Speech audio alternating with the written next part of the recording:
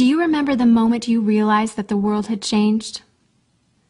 Let me tell you a quick little story that has nothing and everything to do with the future of our world and how you fit into it. In 1917, the United States faced a huge problem.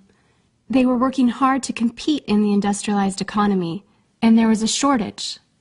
Not a shortage of oil or coal or other natural resources, a shortage of people, specifically obedient factory workers. The solution to this economic dilemma? It was an experiment of sorts. It hadn't been done before, until someone thought of it. Mandatory public school. Unfortunately, the initial purpose of the United States public school system was not to inspire children or generate scholars. And it wasn't created for dreamers, people who color outside the lines, break the rules, and challenge the status quo. The public school system of the early 1900s was invented to create a nation full of adults who would obediently do their jobs in the factory assembly lines. Teaching kids to sit in straight rows and scheduling the entire day with the ringing of bells wasn't by chance. Punishing those who didn't conform was purposeful. These were the skills they would need to join the labor force. Intentional or not, this early method of turning dreamers into workers was an investment in the nation's economic future. And it worked. This then led to several generations of productive, fully employed workers. But it isn't working anymore. Why? Our economy has changed. We don't live in an industrialized economy anymore. We live in a connected economy. Right now, there are more users on Facebook than there were people on the planet 200 years ago. Technology has made it possible for us to connect with people, ideas, and information from anywhere in the world instantaneously. And as a result, our economies have expanded from localized towns and communities to the entire world. We have globalized trade in nearly every way. In the past, the obedient, do-what-you're-told without question people were rewarded for working hard and putting their dreams aside in order to toe the line. They were given well-paying jobs that led to long-term careers. They were guaranteed pensions, benefits, and the promise that they would always be taken care of. And they were. But that promise is gone for most of us today. Even if you have a white-collar job, the majority of white-collar workers are still working in a factory. Instead of operating a sewing machine or welding a widget, they now push pencils, type on keyboards, or process paperwork. It's still factory work because the entire focus of the day is spent on increasing productivity, which leaves little room for creativity, spontaneity, or individuality. The educated, hard-working masses are still doing what they're told, but they're no longer getting what they deserve. Even if you do everything you are told to do today, graduate from high school, go to college, get a degree, work hard in whatever job you can find, if you're lucky enough to find one, you're not guaranteed anything. Companies are being forced to change or die right now. Layoffs happen much more often than job openings appear, and the highest paying jobs are disappearing or heading overseas at an alarming rate.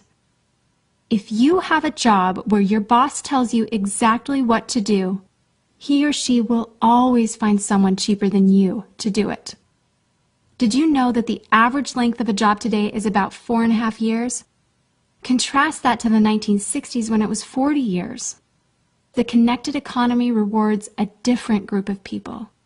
It rewards the people who see things differently, who don't conform, people who have ideas that no one else has, people who are willing to work hard but know that the old way of doing things is broken. The connected economy rewards you not for being a cog in the wheel of life, but for standing up and reaching out. The connected economy rewards the connectors. Whether it's connecting a person to a person, a business to a business to a product, or a product to a person, those who learn how to connect are the ones who will survive and excel in the connected economy. That is how the world has changed. It's not about to change, it already has. Things are different now, and they're not going back to the way they used to be. Look at Facebook. What's their product? It's you. Your network, your information, your ideas, they all have value. Does Facebook pay you for the money they make selling your information to advertisers? No. But we still use it because we have an innate desire to connect with people. In fact, neuroscientists have found that we are actually hardwired to connect with each other. Some people know how to leverage this innate ability in today's economy, but most don't. And because they don't know how to do it, most of them are paralyzed with fear, resisting the shift, despite clear indications telling them it's time to change. In 1917, a group of people performed an experiment that forever changed the way that we earned a living. The world today is facing another huge problem. We're facing a shortage of our own. Not a shortage of factory workers or consumers. The world has enough of those.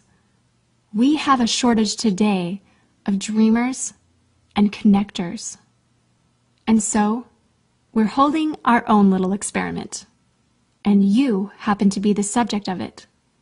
This 8-minute presentation was specifically designed to seek out and find the connectors around us.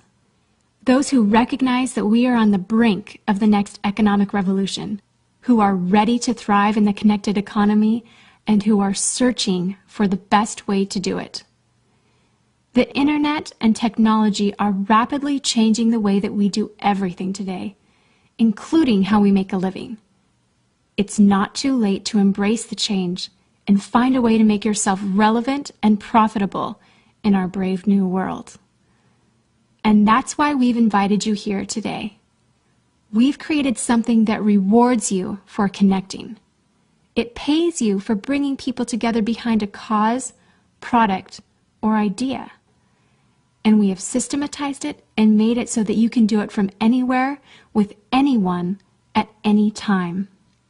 If you are passionate about helping people, if you are passionate about changing lives, if you want to position yourself to be a capitalizing force within the connected revolution instead of just a bystander, let's start now. Do you remember the moment you realized that the world had changed? How about the moment you realized you could change with it? Are you ready for the details?